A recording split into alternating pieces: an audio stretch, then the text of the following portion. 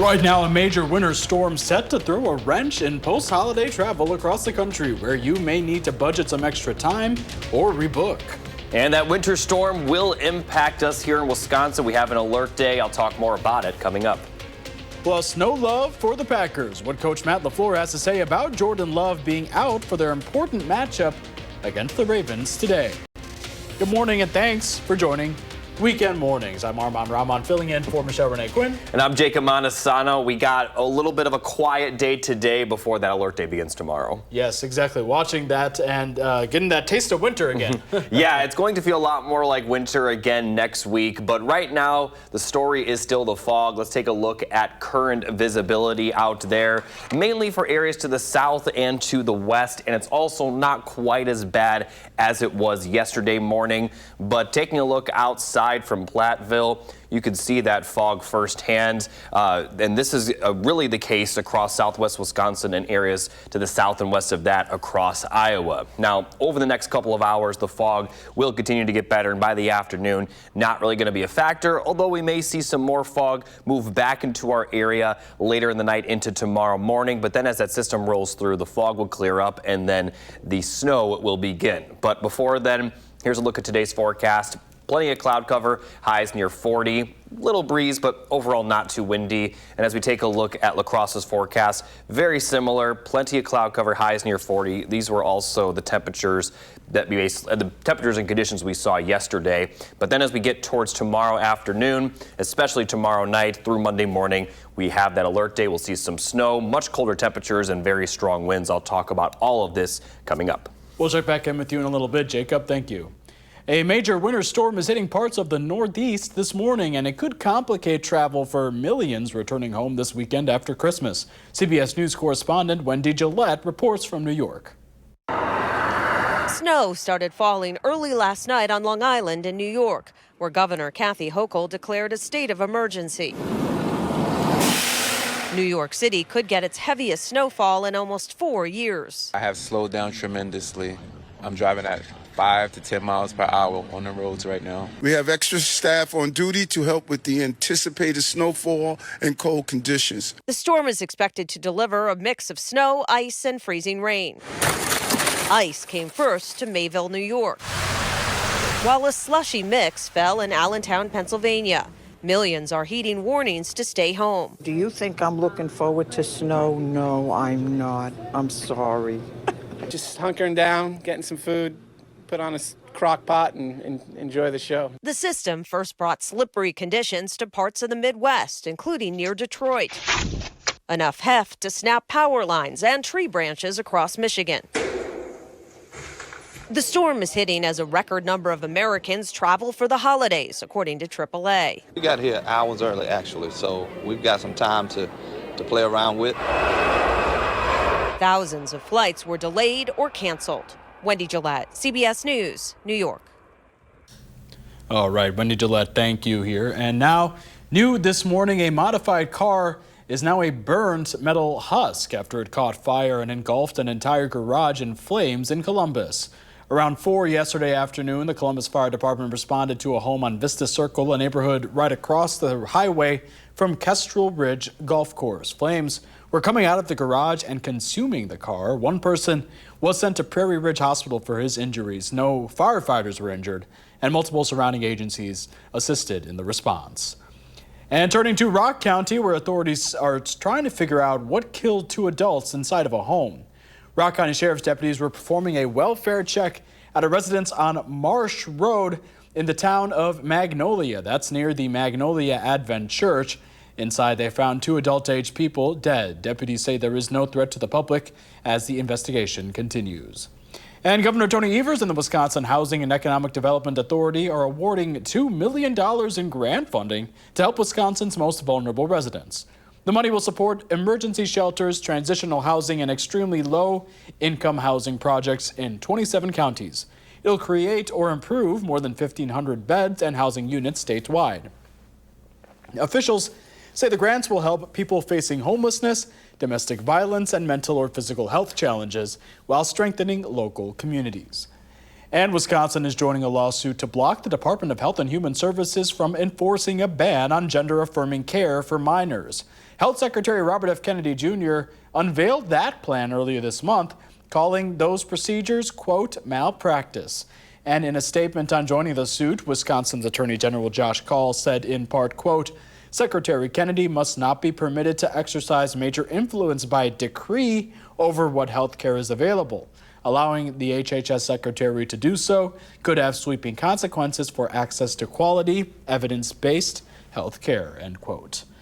And in Milwaukee, the city says it has finished stabilizing nearly 100 public schools identified as having lead paint hazards earlier this year. This after a student was diagnosed with elevated levels of lead in their blood in January. An investigation found it was likely through exposure to lead from flaking paint in a school basement bathroom. Additional inspections determined lead hazards in 99 schools built before 1978, when it was still legal to use lead in paint. Over a 10-month period, teams refurbished about 7 million square feet inside Milwaukee public schools. City of Milwaukee says it spent at least $43 million on the lead abatement project. That work wrapped up 2 weeks before the deadline. And in more local news, with Christmas in the rearview mirror, the hustle and bustle might be gone for us, but as our Nash Dara finds, it becomes a busy time for the City of Madison Streets Division as they prepare to collect all of our holiday trees. We may not have had a white Christmas, but nonetheless, holiday trees were scattered immensely throughout Madison. However, with Christmas officially behind us, we now enter the time to properly dispose of those trees. Make certain that there's no tree stands, don't put it in a bag, get the lights off, no ornaments. People picking the tree up by hand, throw them in the back of our truck. Then we drive them to the processing center to turn them into mulch. For many people, when you remove the Christmas tree from your home, it points to the official end of the winter holidays in the household. It's not wreaths or boughs or other things that could have wires and stuff in them. Any other sort of evergreen sort of decorations, those go in the trash. We're just picking up trees at the curb. The holidays don't just leave more work with tree disposal. It also creates more trash, which is another variable the Streets Division has to take into account. With excess trash as well, we have a set of rules about how to put extra trash out at the curb or use our drop-off sites. Reminder, stage 1 of collection begins on Monday, January 5th, and round 2 will start up a couple of weeks later on the 20th. But if you would like to dispose of your tree earlier, or if you miss your pickup date, you can always take the tree to the drop-off site, and those sites' locations can be found on the City of Madison's website. Nash, thank you. If more winter weather comes into play during those dates, tree collection could be subject to delays. And the City of Madison is also sending out reminders on end-of-year trash pickup. There will be no trash or recycling pickup on New Year's Eve or New Year's Day next Wednesday and Thursday.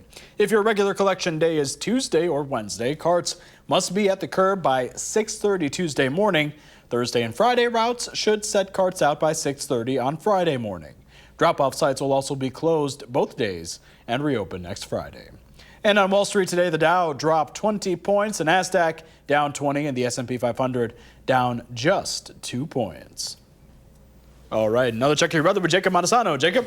Thanks, Armand. Looking at the precipitation forecast for today, we'll see plenty of cloud cover, but not much rainfall. Now, we even could see a few peaks of sunshine, but otherwise expect to see consistent cloudy skies. Some light rain is possible overnight, but in general, that rain won't really begin until the morning tomorrow, but the main system won't even begin until the afternoon. But it is going to start out as rain for most of the area. Further north and northwest might see it start out as snow, and areas off to the west will see it transition to snow earlier than Madison and surrounding areas. Madison and areas to the south and east likely won't see that transition until after sunset around 7 to 8 p.m. But once it does transition, it is going to continue for most of the night, bringing in some snowfall accumulation. So I'll talk about how much snow we're going to see and also show you the strong winds and colder temperatures that will follow. I'll have all the details on that coming up after the break.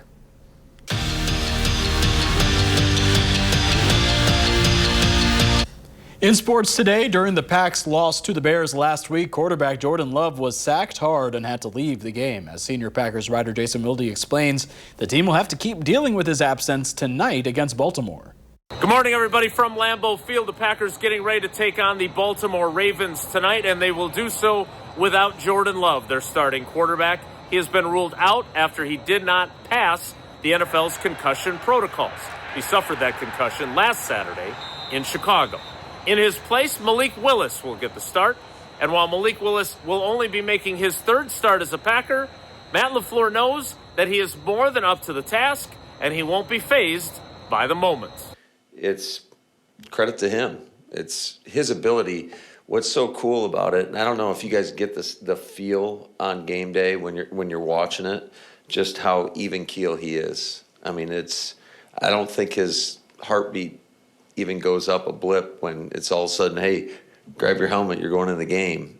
I just don't get any sense. He is just as steady as they come, and I think that's just a hell of a trait to have, because I think most of us probably would be a little bit different in that situation.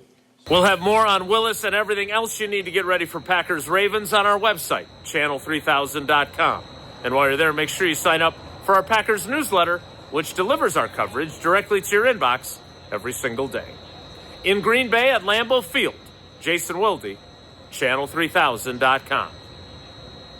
All right, Jason, thank you. Now, it might be a good day to stay inside and watch that game, and you're tracking an alert day in the forecast. Yeah, we are going to see a little bit of everything from your typical winter storm. We'll see snow, that strong wind, and also the colder temperatures that will follow. Now, the most snowfall will be for Madison and areas to the north, but all of southern Wisconsin will see the very strong winds and the colder temperatures Sunday night through Monday morning.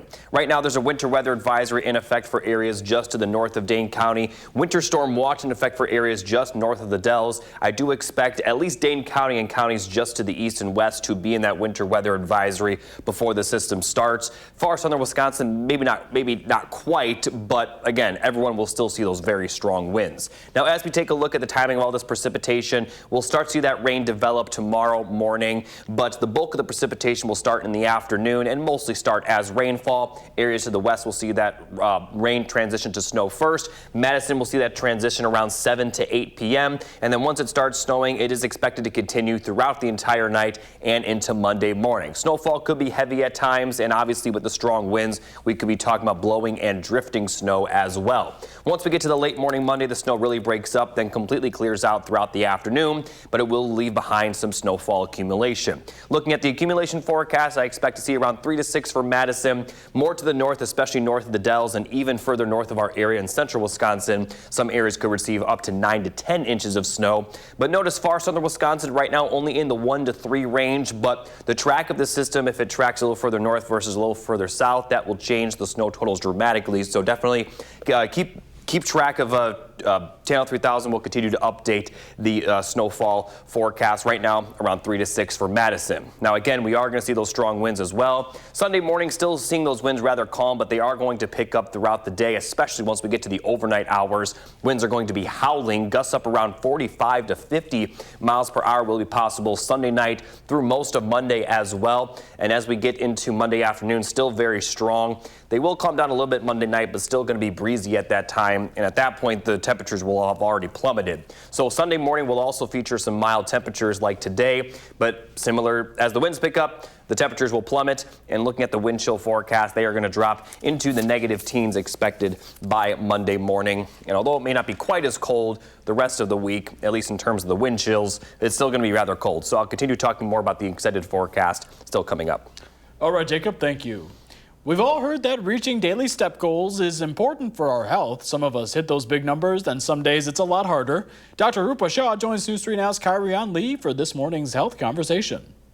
Some days getting in thousands of extra steps is harder than others. Wellness coach and SSM Health family medicine physician Dr. Rupa Shah joins me now with more about how many steps per day we all need for better health. Good morning. Yeah, good morning. So what health benefits do we see when we reach our daily step goals?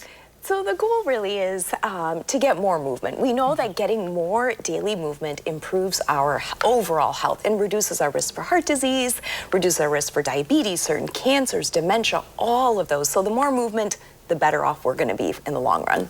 Yes, and I know there's always some competitions on how many steps can I get? Can I close my ring today? So is there a magic number of how many steps we all need every day? So there's been a variety of different studies and a lot of different data out there. So originally there was a study where they came up with this 10,000 steps a day, right? However, looking back at it, it wasn't a really great study. However, that number stuck and people started, like you said, trying to meet their step goals of 10,000 steps a day. Then there was another study that said perhaps 7,000 steps a day is good enough. Again, more movement, reducing your risk for dementia and heart disease and diabetes, etc. The newer study now is saying it could be just as low as 4,000 steps 2 to 3 times a week even. And then in this study, they found that the people that walked more often than that, like 4,000 steps 5 to 6 times a week, had better health outcomes, or if they walked more than 4,000 steps. So they keep kind of lowering the limit, but the bottom line really is there's no actual finite number that you should try and reach, so there shouldn't be any stress in like, oh, I have to get in this long walk today, but just making sure that you're getting a good amount of movement every day into your life. Yeah, so that's the bottom line here. That really is. It really is. The more movement, the better off you'll be. And if you don't like walking, that's okay too. It could be dancing, it could be playing pickleball, it could be hiking, it could be biking. Any type of movement is good for our bodies and it's good for longevity. Okay, so if you're not in the mood for the walk, there's other ways you can incorporate it. 100%. Okay. Yeah. Well, Dr. Shah, is there any other tips you have for people out there looking to get more movement in?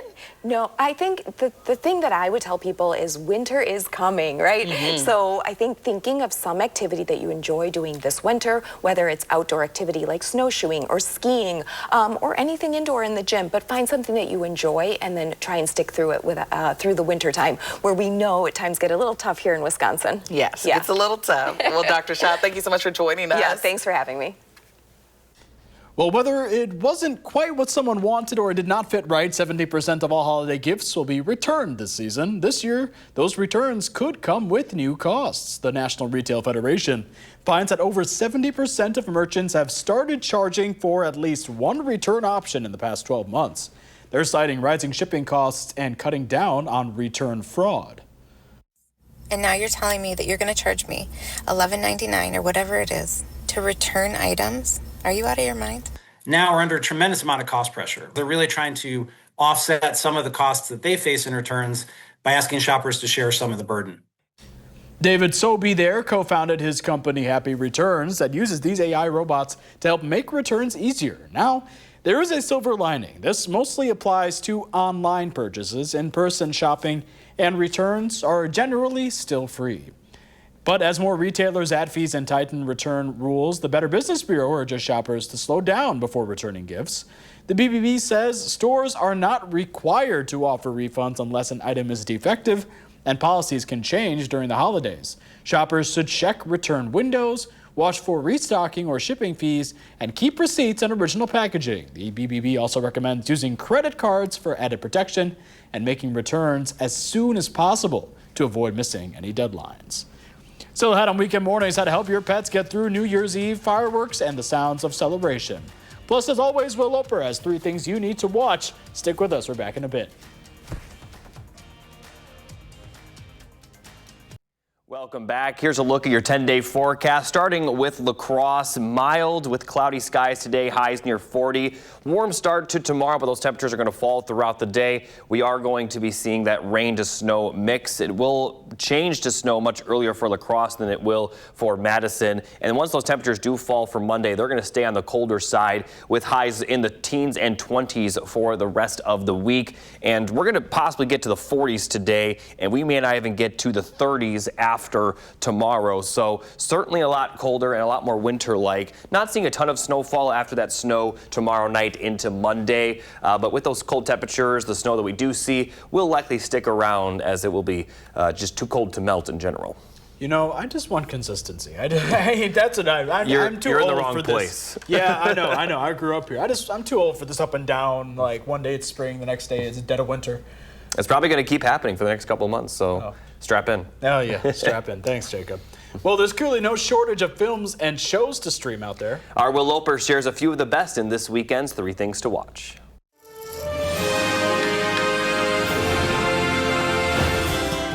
If there are any heavens, my mother will, all by herself, have one.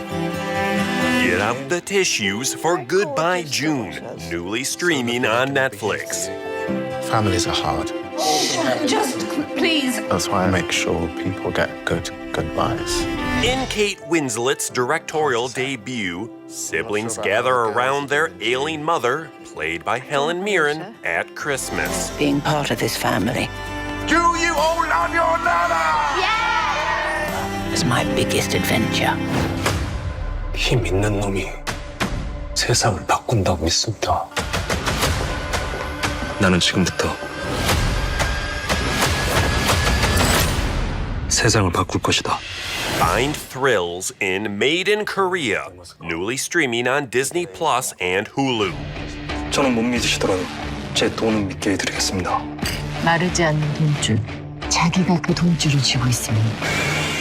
The series follows the rivalry between a public prosecutor and a man running a criminal enterprise in 1970s Korea. 당신이랑 나랑 가장 다른 게 뭔지 알아? 난 내가 한 선택을 책임질 힘이 있거든. The message is clear. I'll be seeing you very soon. Not if I see you first. And watch one of the best films of 2025 with one battle after another, newly streaming on HBO Max. I got a total. Oh, what's going on? Leonardo DiCaprio plays a not-so-successful revolutionary on the run with his daughter Willa, played by Chase Infinity. I wanted to protect you from all your mom's stuff, from all my stuff, even though I know that's impossible. Those are the three things you need to watch, and this is Will Loper for Weekend Mornings. Yeah, sorry, Will. We were kind of talking about Stranger Things that whole time because we both have watched the new episodes. You know, I feel like these new episodes have gotten a little bit of mixed reviews, but I think one thing is for sure, at least both of us, we're both still thrilled for the final episode, which is next week. Yes, yes. It was very, very entertaining. It's been scarier. It's been darker this season. Yeah. I do enjoy Stranger Things, but it's sad. We watched these kids grow up. And I know. For 10 years, and now it's ending. It's kind of crazy. Did you buy tickets to the movies to see it? Because it's releasing in theaters. It's sold out. Oh, really? Yeah. I bought mine yesterday for the one in Fitchburg. I don't know if... I'll check again. There probably is still some tickets available. Okay, we'll check. We're able to go together and watch it on New Year's Eve. All right, Jacob, thank you. And before we have to break, here's a look at last night's winning Lotto numbers. Don't go anywhere. I've got your game day forecast coming up. Stick with us. This is Weekend Mornings.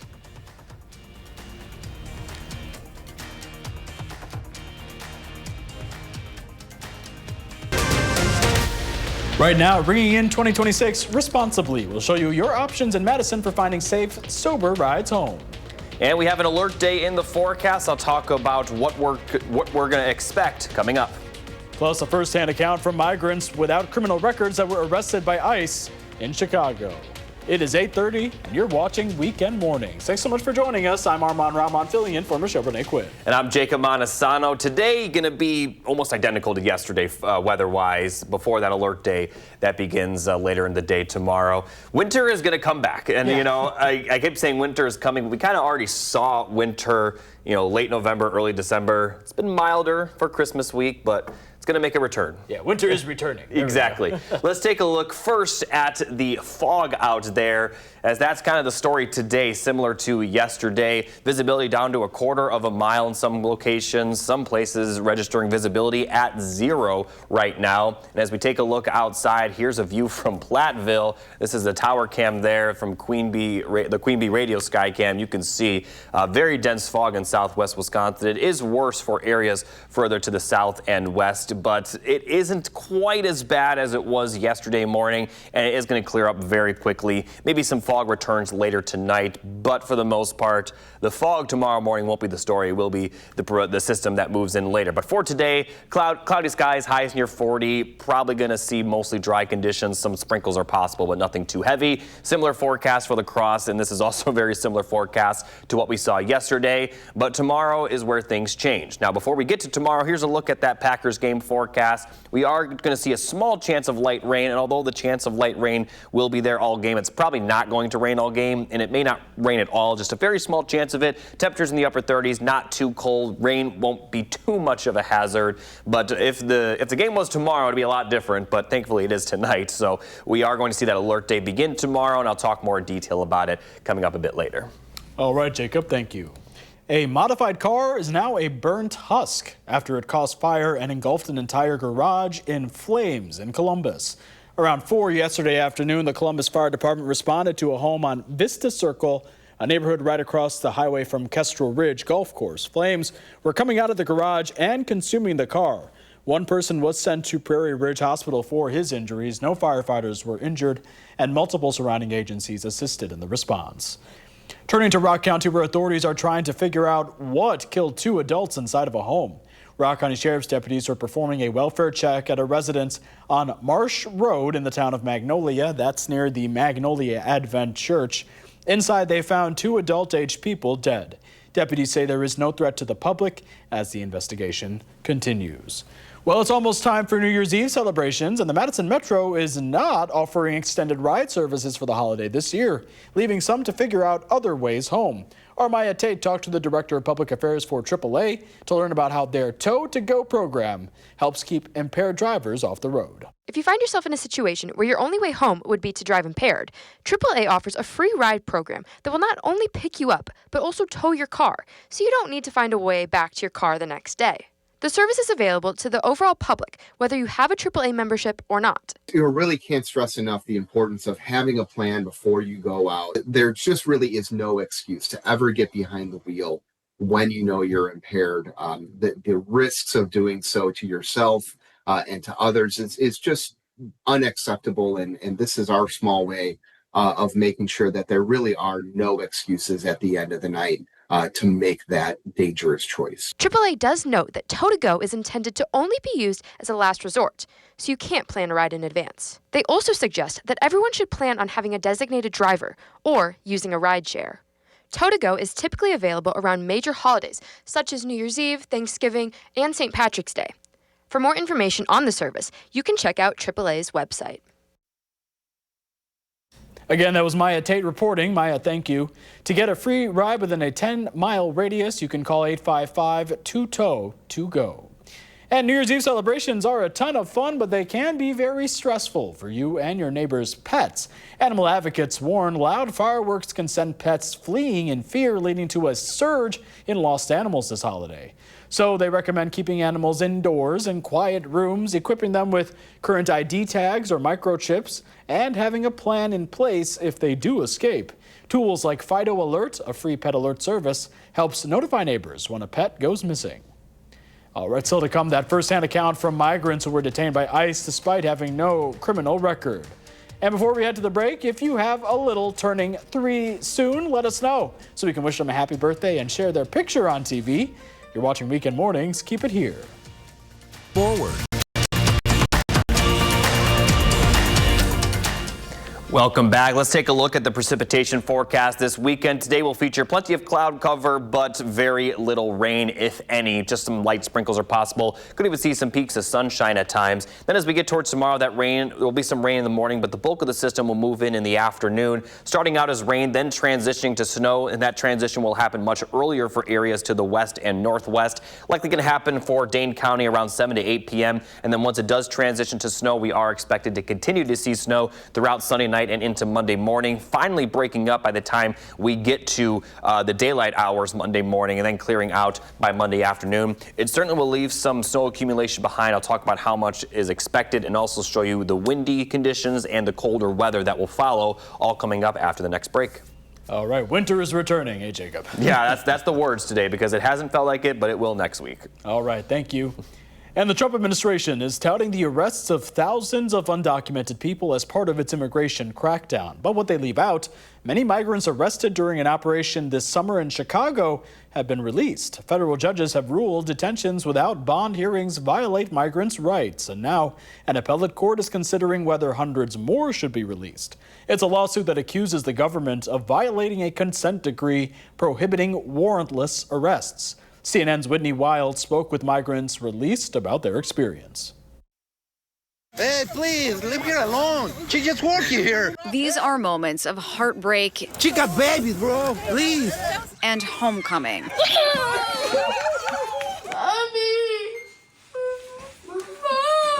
For Patricia Quispe, Veronica Escobar, and Victor Madrid. All 3 are migrants, parents who appear to have no criminal history and yet were among the thousands arrested by federal agents during Operation Midway Blitz. Leave them alone. Leave the family alone. They were detained hours from their homes, then released by federal judges. Attorneys say mass arrests are designed to intimidate migrants into leaving the U.S. When I get there, they push me like a lot. And like, you have to sign. You gotta sign this. And I was reading. I'm like, no. What did it say? Is this for deportation thing? Veronica spent 38 days in detention after her arrest outside this gas station on her son's 8th birthday. Because you've been here for 19 years, did you ever think that you would be one of the people that they would target? No, because they say they're for criminals. And I was not a criminal. And I was like, hey, I'm a single mom. How do you do this to me? Did you ever come to a moment where you thought, maybe this isn't worth it, maybe I should leave? Oh, yes. So many times. But I was in my mind, I was like, I don't want to leave without my kids. I can't. How did you feel when you finally walked out and you knew that you were going home? And he was like, you're going to be released, so who's going to pick you up? And I was like, oh, my God. It was so...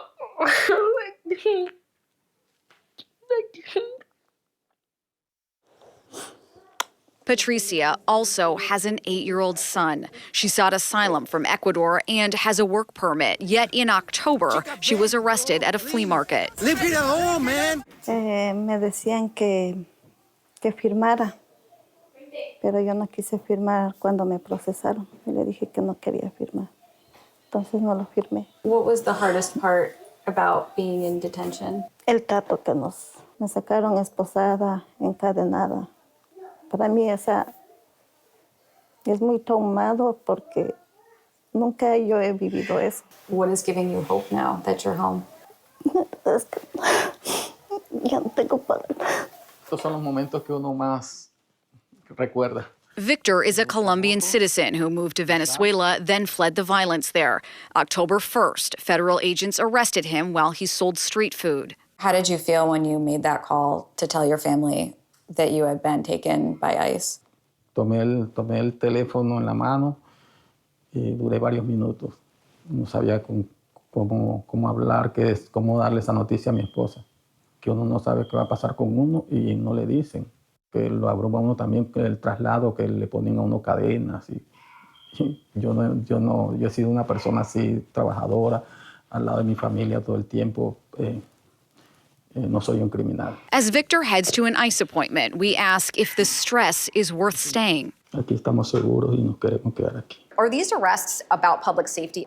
No, it's never been about that. Mark Fleming is an attorney who represents hundreds of other detainees in a class action lawsuit challenging the Trump administration's detentions. Fleming says more than 1,000 people arrested chose to leave the United States. They gave up because the vast majority of those people were being trapped not only in mandatory detention, but in squalid, overcrowded conditions. So basically, the administration is putting them in conditions that are so horrible, making their life so miserable, that deportation sounds like the relief. It's the only option out. Despite an uncertain future, Patricia, Veronica, and Victor say their only option is to stay. Veronica had applied for deferred action for childhood arrivals, but was denied. Victor and Patricia both have immigration court dates in 2027. Finally, we reached out to the Department of Homeland Security for our story, but we did not hear back. All right. Still to come here, Jacob has more in your forecast. Jacob? Yeah, I'll talk about the snow, the wind, and the more winter-like temperatures that will follow, all coming up after the break. Watching News 3 Now this morning, moving forward. Welcome back. With Christmas in the rearview mirror and the hustle and bustle might be gone for us, but as our Nash Dara finds, it becomes a busy time for the City of Madison's Streets Division as they prepare to collect all of our holiday trees. We may not have had a white Christmas, but nonetheless, holiday trees were scattered immensely throughout Madison. However, with Christmas officially behind us, we now enter the time to properly dispose of those trees. Make certain that there's no tree stands, don't put it in a bag, get the lights off, no ornaments. People picking the tree up by hand, throw them in the back of our truck. Then we drive them to the processing center to turn them into mulch. For many people, when you remove the Christmas tree from your home, it points to the official end of the winter holidays in the household. It's not wreaths or boughs or other things that could have wires and stuff in them. Any other sort of evergreen sort of decorations, those go in the trash. We're just picking up trees at the curb. The holidays don't just leave more work with tree disposal. It also creates more trash, which is another variable the Streets Division has to take into account. With excess trash as well, we have a set of rules about how to put extra trash out at the curb or use our drop-off sites. Reminder, stage 1 of collection begins on Monday, January 5th, and round 2 will start up a couple of weeks later on the 20th. But if you would like to dispose of your tree earlier, or if you miss your pickup date, you can always take the tree to the drop-off site, and those sites' locations can be found on the City of Madison's website. Nash, thank you. City of Madison also sending out reminders on end-of-year trash pickup. There will be no trash or recycling on New Year's Eve or New Year's Day. That's next Wednesday and Thursday. So if your regular collection day is Tuesday or Wednesday, your carts must be at the curb by 6:30 Tuesday morning. Thursday and Friday routes should get carts out by 6:30 Friday morning. Drop-off sites will also be closed both days and reopen next Friday. Jacob? Thanks, Armand. As we take a look at the alert day information, it's for snow, a flash freeze where any moisture on the road will likely freeze over from the drop in temperatures. Also strong winds. Everyone will see the strong winds, but the snowfall as far as the accumulating snow will be more so for areas to the north, but everyone should at least see some snowfall accumulation. Right now, winter weather advisory in effect for areas just to the north of Dane County. Winter storm watch for areas north of the Dells. I do expect, though, Dane County and surrounding areas, maybe not far southern Wisconsin, but at least Dane County, as well as Iowa County and Jefferson County, to see the winter weather advisory before the system actually begins, as the system continues to drift a little bit towards the south. So rain in the morning, rain for much of the day for a lot of the area. For places further northwest, specifically La Crosse and surrounding areas, you folks will see that snow much earlier, but rain will transition to snow closer to sunset and also after sunset for southern Wisconsin. And then once the snow starts, we're going to continue to see the chance of snow overnight, with the snow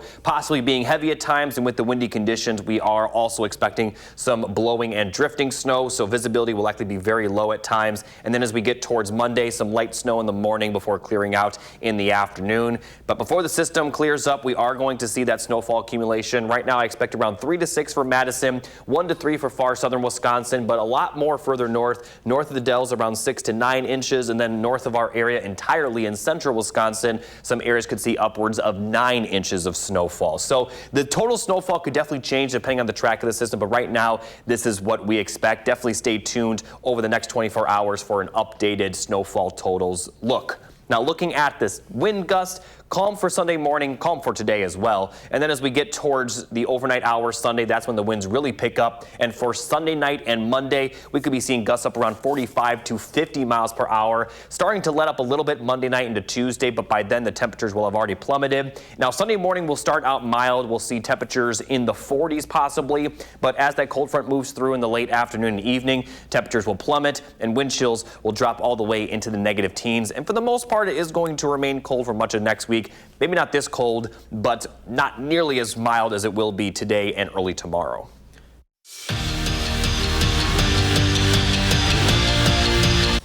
Well, during the Pack's loss to the Bears last week, quarterback Jordan Love was sacked hard and had to leave the game. As senior Packers writer Jason Wilde explains, the team will have to keep dealing with his absence tonight against Baltimore. Good morning, everybody, from Lambeau Field. The Packers getting ready to take on the Baltimore Ravens tonight, and they will do so without Jordan Love, their starting quarterback. He has been ruled out after he did not pass the NFL's concussion protocols. He suffered that concussion last Saturday in Chicago.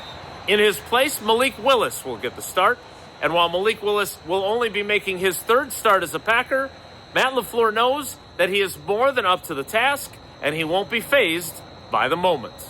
It's credit to him. It's his ability.